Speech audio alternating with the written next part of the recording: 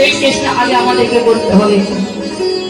কেননা এই জগতের সংসারে বাবা দেখবে একটা নারী হলো ধ্বংসের মূল বাবা হরি বল। বাস্তব কথা কিন্তু বাবা, একটা নারী হলো ধ্বংসের মূল, আবার একটা নারী হলো কৃষ্ণ ভদ্রের কৃষ্ণ বাবা। একটা নারী যদি ইচ্ছা করে দেখবে আপনাকে কিন্তু উপরে তুলে দিতে পারে, আবার একটা নারী যদি ইচ্ছা করে এক নিমিষে আপনাকে কিন্তু তলাতেও নামাতে পারে।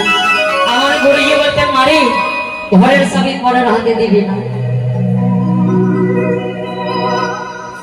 ভীষ্ম দুর্যোধনকে ডেকে ডেকে বলেছিল, দুর্যোধন আমাকে 2-4টা খেতে দিয়ে মুখে তুলে অমর কথা বললি, যা আজ আমি রাত 12টায় স্নান করে ধানে বসবো, তোর স্ত্রীকে আমার কাছে পাঠিয়ে দিবি, তোর স্ত্রী আমার স্মরণে প্রণাম করবে, আমি তোর স্ত্রীকে আশীর্বাদ দিব, তোর একটা ভাই আর মরবে না হরিব।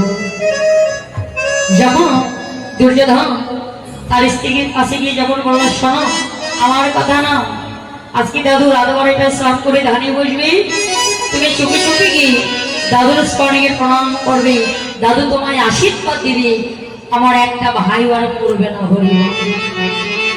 তার স্বামীর কথা শুনে তার স্ত্রী অট্ট হাসি দিয়ে বলেছিল, ছি তোমাকে প্রতি ভাবতে আমার লজ্জা অনুভব হচ্ছে।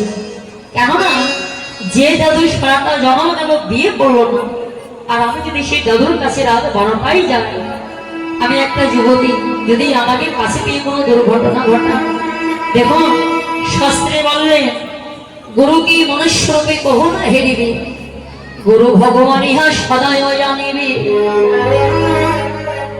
যেতে হইবে গুরু নিত্যা,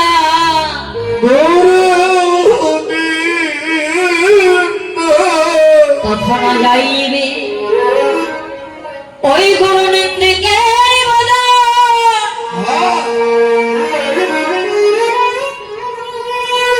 তুমি কহো না হেরিবে। কেননা গুরু রুষ্ট হরে কৃষ্ণ রাখি পারো না রে বাবা। আর যদি কৃষ্ণ রুষ্ট হয়ে যায়, গুরুদেব সেই ভক্তকে ধরে রাখতে পারে। কেননা কৃষ্ণ কৃপা জগৎময়, গুরু কৃপা কোন ভাগ্যবান আর ভাগ্যবতী হয়ে থাকে বাবা।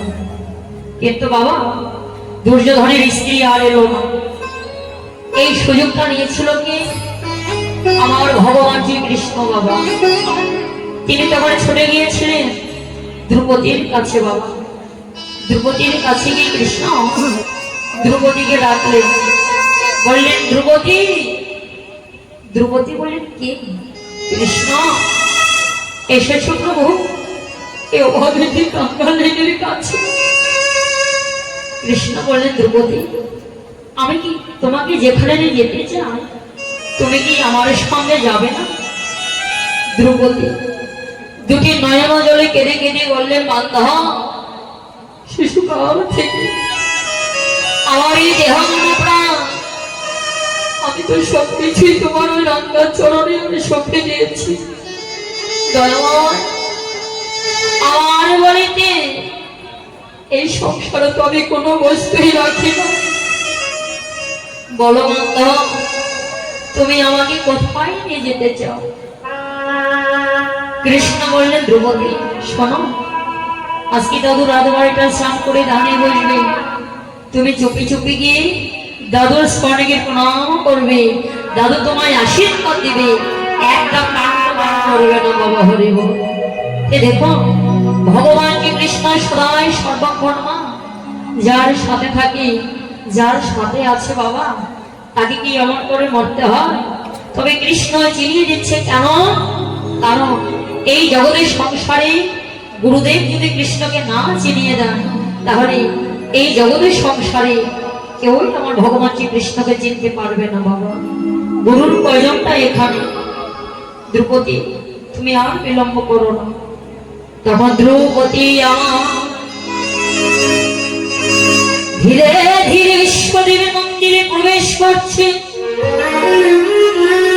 এদিকে দ্রৌপদীর স্মরণের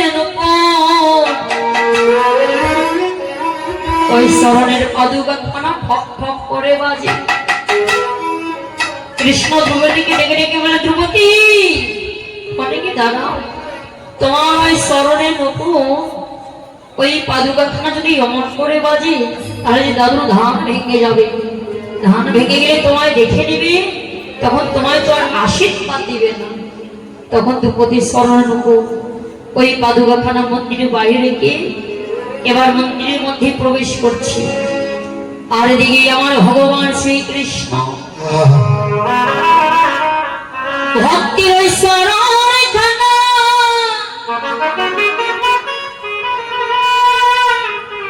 এই হৃদয় মাঝে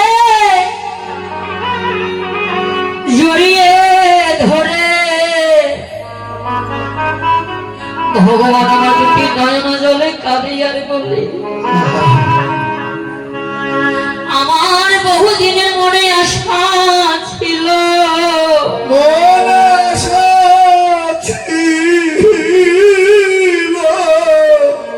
আমি আমার কৃষ্ণ ভক্তের স্মরণে ধরে পাবো। ভক্ত তো চাইলে আমায় দিত না রে, তাই ভগবান আমার ওই ভক্তের স্মরণখানা হৃদয় মাঝে জড়িয়ে ধরি, দুটি নয়ন জলে কাঁদি আর বলি, আজ আমার এতদিনের আশা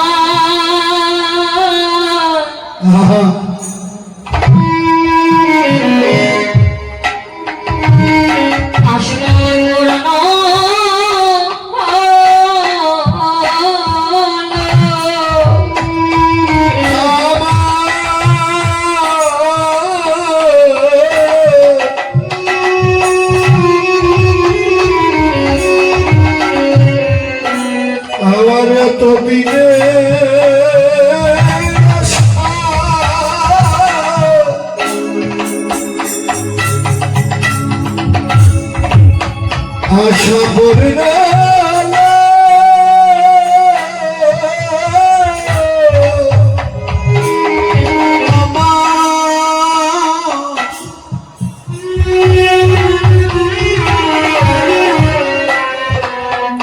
এতদিনের আশা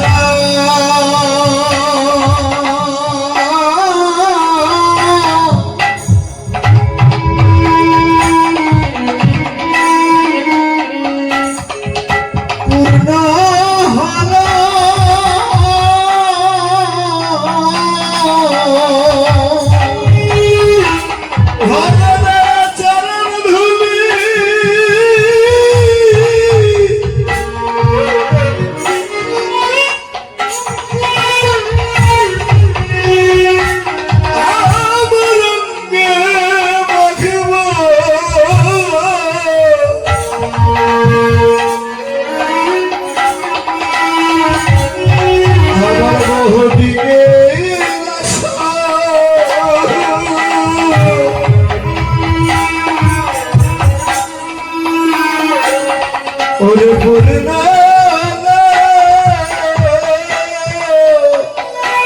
আমি আমার কৃষ্ণ ভক্তে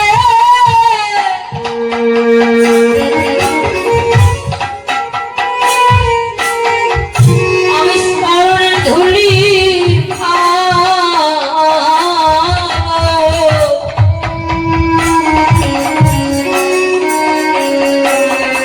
আজ আমার দুদিনের আশা আমার করোনা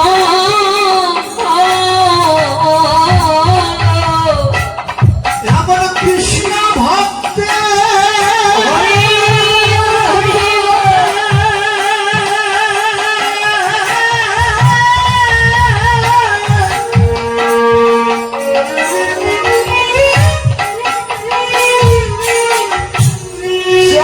ধুলি